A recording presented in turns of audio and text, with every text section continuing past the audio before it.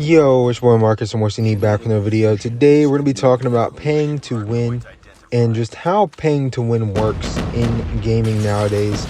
So I'm going to talk about, mostly COD, but I'm going to turn on this analogy for Guns of Boom. If you ever played Guns of Boom, you know that when you pay in Guns of Boom, like you can pay to buy a gun that straight up does more damage, right? And that's obviously broken. Like you can't, you could just buy a gun with actual money that does more damage than other guns that people have access to.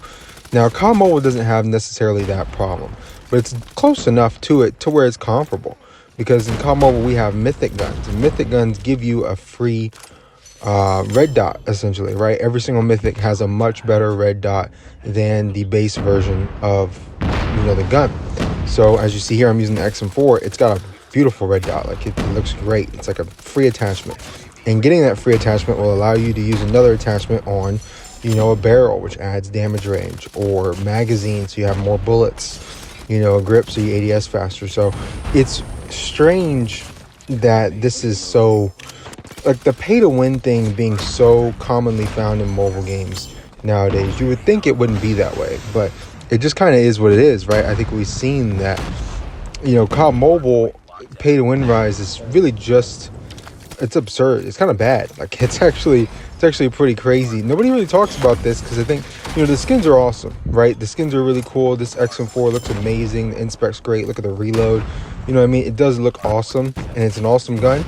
But I feel like that kind of, the appearance of it deters people from what like the real problem is in pay to win, like gaming culture.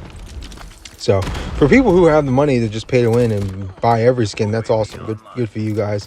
Every skin's $125. So if you got, $125 laying around every month, whatever the new skin is, that's, good for you. But for most people, that's not really, that's not really feasible. $125, that's like buying 2 Call of Duty games every other month, pretty much. Now, the mythic skins, we don't see those being pay to win. I know most people, this Annihilator, you see how it lights that guy up red? I would say that is pay to win. You have to buy it. So I totally understand if you say that's pay to win. I'd probably agree with you. But the actual skin itself, like my character skin and that guy's skin that's laying there on the ground, the mythic skins themselves aren't necessarily pay to win.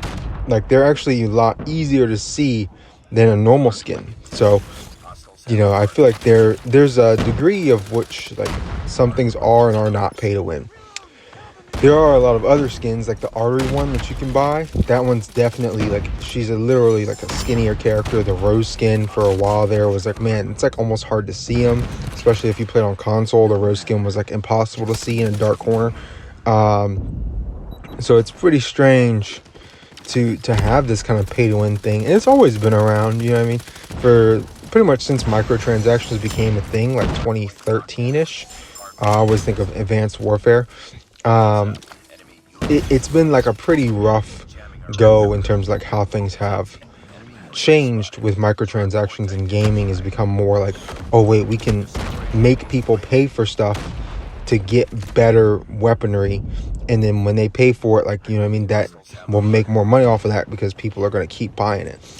And I feel like that has just killed mobile gaming. Like it's a plague in mobile gaming. It's bad on console too, and like PC games, but I feel like in mobile gaming, the community isn't strong enough to stop, to go up in arms and be like, hey, this is not right. Don't do this. Whereas in like console and PC side, the community is a lot stronger. People will go up in arms and be like, hey, what are y'all doing? This is horrible. Don't play this game. Right? So developers tend to stay away from that. It just seems like when it comes to developers and like doing the right thing with their games, it's always, they don't do the right thing. Right? I feel like the only developer left that does is Rockstar. They're making GTA. So that's why I feel like we're all just in the GTA 6 waiting lobby. When that game drops, it'll be the most played game of all time.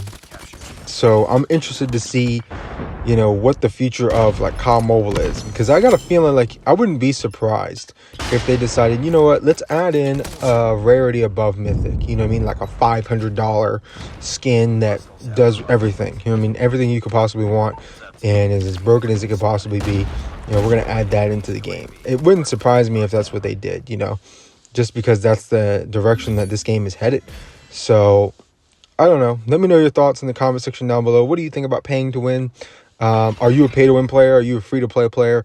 How do you look at it? Like, if you're free to play, I mean, you got to be like, dude, I'm so tired of dying to these mythic guns. Like, it feels like you're at a disadvantage sometimes in some of these gunfights when you are using the base version of the XM4 and somebody's got a mythic. You know what I mean?